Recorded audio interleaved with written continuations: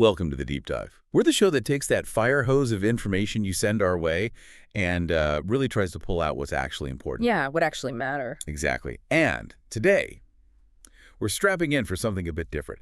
A real high-speed case study in, well, modern celebrity relationships. Oh, yeah. Specifically how fast they can ignite, just completely take over the public conversation, and then poof. Vanish. Digitally erased. Right. This isn't just about a breakup. It's like watching physics in action, celebrity style. The speed is the story here. Totally. We're talking about two huge global names. A relationship that was, what, less than 4 months long? Barely 120 days, yeah. Every moment seemingly tracked, documented, and then every trace just wiped clean. Okay, so let's name names. We are digging into the relationship implosion between FC Barcelona star Lamine Yamal, the football prodigy. He's still only 18. Incredible, right? And the Argentine urban music sensation, Nicki Nicole, who's 25. The timeline is just breathtaking. They went public, properly public, late August 2025. And the official separation announcement, November 1st, 2025. Yeah. That's cat. Wow. Less than 4 months later. Like I said, speed of light. So our mission today is pretty clear, right? We need to sift through the official statements, tackle those swirling infidelity rumors head on. Which were inevitable. Oh, completely. And really zoom in on what feels unique here, that total social media scrub down afterwards. Good digital demolition job. Okay, let's get some context on the players involved, because their fame level really changes the whole game, doesn't it? Absolutely. You can't understand the story without knowing who they are.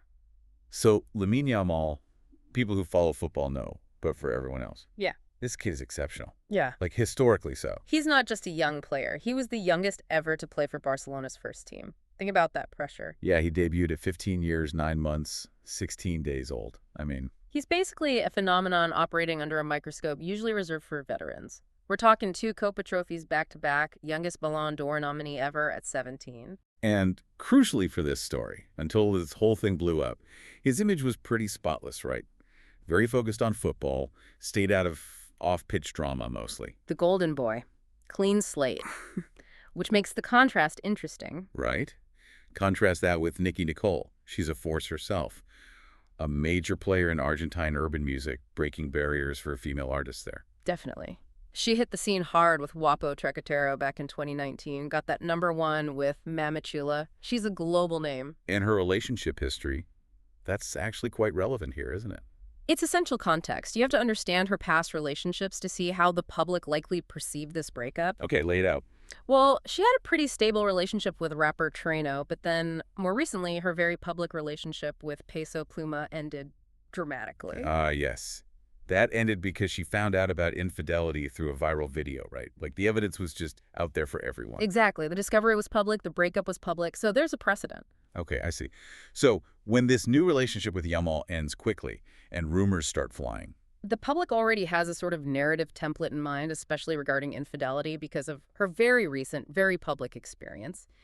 It primes the pump for scandal. gotcha. So that puts immense pressure on Yamal, the clean slate guy, to manage how this story gets told. Huge pressure, especially given his image. All right, let's walk through the timeline itself, because as you said, it was a whirlwind, a flash fire. It really was. It seems the romance started privately.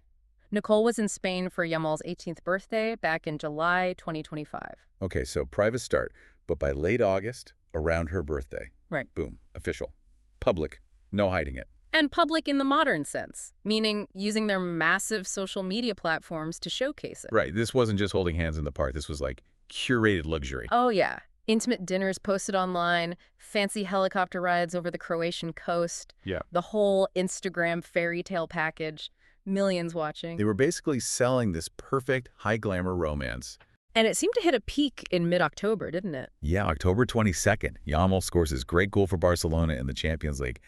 Big win. And his reaction? Blows a kiss right to the stands. Everyone immediately assumed, okay, that's for Nicole. It felt very public, very committed, passionate. A grand gesture on a huge stage. But here's the kicker, the part that makes this whole thing so interesting. That moment. That big public declaration of affection. It happened less than 10 days before they officially announced they'd split up. Get out. Less than 10 days. Less than 10 days. And get this even closer to the breakup. Just 10 days before the announcement, They made their big, formal, public debut as a couple Where was that? at the Kings League event. Not just a candid photo, like a proper planned appearance together, designed to look solid, stable. Wow. So that was basically the final act, the last carefully constructed image before it all came down. It really speaks to that performative aspect of celebrity relationships, doesn't it? Totally. It suggests maybe that appearance was less about celebrating their bond and more about managing the perception of it, perhaps because things were already shaky behind the scenes. Which leads us right to the end. November 1st, 2025.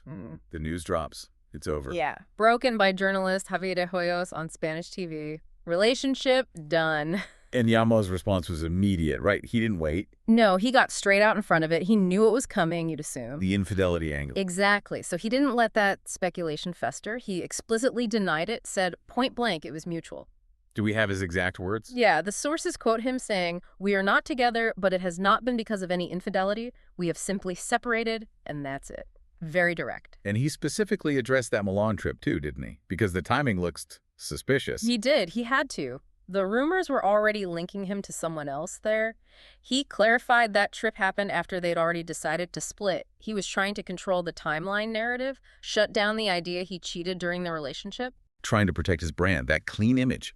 Makes sense. But the media loves a scandal way more than a mutual, amicable split. Tell me about it. So the narrative immediately shifted. Instantly. Paparazzi journalist Jordi Martin drops the claim. Yamal seen in Milan with Italian influencer Anna Gignoso. And not just anywhere at the super exclusive Armani hotel. And is there a history there between Yamal and Gignoso? Well, this is where the press starts connecting dots, real or maybe imagined. The reports mention they apparently had a brief thing like way back in December of the previous year, seen together shopping or something. Okay, so there's a hint of a prior connection. Enough for the tabloids. Young football star, glamorous influencer, luxury hotel in Milan. It writes itself, doesn't it? It's the classic recipe. So even though Yamal says, we broke up October 31st, I went to Milan November 1st. The image, the story of him at the Armani hotel with her right after the split becomes the dominant narrative. It just sticks. So you've got this clash. Yamal's official, controlled statement. Mutual split. No cheating. Versus the much juicier tabloid story. He dumped Nicki and immediately ran off to Milan with an old flame. And in that fight, the scandal usually wins the clicks. Right. Almost always. It raises that question for you listening. When a celeb gives a flat denial, but there's juicy, circumstantial, visual evidence, which story do you instinctively lean towards? The controlled PR or the messy human drama? The sources definitely show the scandal narrative took hold, despite Yamal's clear denial. Okay, so he tried to control the words, but the actions taken by both him and Nicole afterwards, that might be the loudest statement of all. You're talking about the digital wipeout. The great digital erasure. This is maybe the most fascinating part. Tell us about it. What exactly did they do? It was methodical, a complete purge, not just archiving posts, hiding them. No, they went through and deleted everything. Everything. All the photos, the videos, any digital trace of their 4 months together, gone. From Instagram, from TikTok, just vanished. Wow. Think about what that means today. Your social media, especially for celebs, it's like your public diary, your relationship CV almost. Exactly. So deleting every single picture, every shared moment, every caption. It's like the modern version of taking all the old love letters and photos out back and setting them on fire. But like on a global scale, with millions watching you do it, or rather, noticing it's gone. And what's interesting is this wasn't just a cleanup after the breakup announcement. The sources suggest there were like tremors beforehand, digital warning signs. Oh, like what? Well, back in early September, people noticed Yamal had already deleted some photos, including ones from Nicole's birthday trip. That caused a little flutter of breakup rumors then. Which people probably dismissed when they saw them together later at that Kings League thing. Right. But the big flashing red light came just days before the official split. Remember that Champions League game, the kiss? October 22nd, yeah. Well, on October 21st, apparently, Yamal posted a photo with Nicole after the match and then deleted it almost immediately, like within minutes. Whoa. Okay, that's telling. Posting and then instantly regretting it, digitally speaking. That rapid delete and reverse, that's gold for online sleuths. Fans grab screenshots, obviously. It was like watching the relationship's internal conflict play out live on Instagram. A post, then panic, then deletion. So it suggests the breakup wasn't just a sudden decision on November 1st. It was being negotiated, maybe argued over and documented, then undocumented, right there in public view. It paints a picture of intense pressure and maybe indecision playing out digitally.